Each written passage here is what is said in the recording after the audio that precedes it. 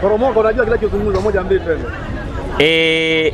Mkutano wetu huu ama kikao chetu hichi cha halmashauri ya mkoa ya Chama cha Mapinduzi ni mkutano wa kawaida ambapo kila muda kwa mujibu wa katiba tunakuwa tunakutana.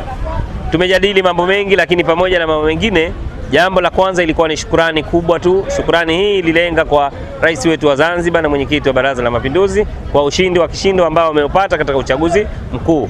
Lakini kama hayo hayatoshi, pia kukamilisha zoezi hili la uchaguzi katika hali ya amani, katika hali ya salama. Ukweli ni kwamba tulishakuwa na utamaduni ambao sio sawa wa kufanya uchaguzi katika hali ya michafuko na mambo mengine.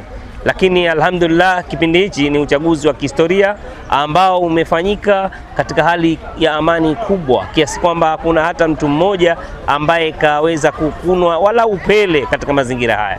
Ni jambo la msingi na ni jambo kubwa. Kwa hiyo ilikuwa ni shukrani ya kwanza, lakini kuna mambo mengine ambayo yalijadiliwa, lakini pamoja na mambo mengine kuna swala la mpango kazi, mpango mkakati wa kila kiongozi wa kuchaguliwa katika majimbo yetu haya ya kaskazini, kama ni mbunge, kama ni mwakilishi, kuandaa mpango kazi ambao utajumuisha namna gani ya utekelezaji wa ilani ya Chama cha Mapinduzi katika eneo lako, lakini na zile ahadi pamoja na mambo mengine ambayo uliyatoa kupitia kampeni za uchaguzi uliopita. Yamo mambo ambayo pengine chama kama chama hawayajui kwa sababu ni mambo pengine inawezekana ni ya ziada kama mgombea.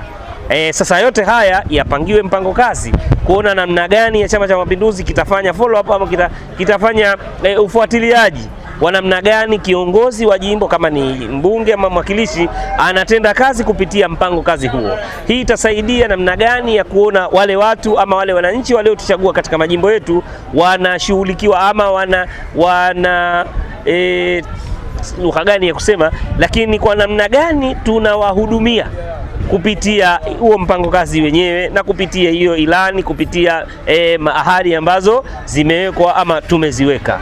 Hii itasaidia kwamba tathmini yetu sisi itafanyika kupitia mpango kazi wetu wa ule ambao tutautekeleza.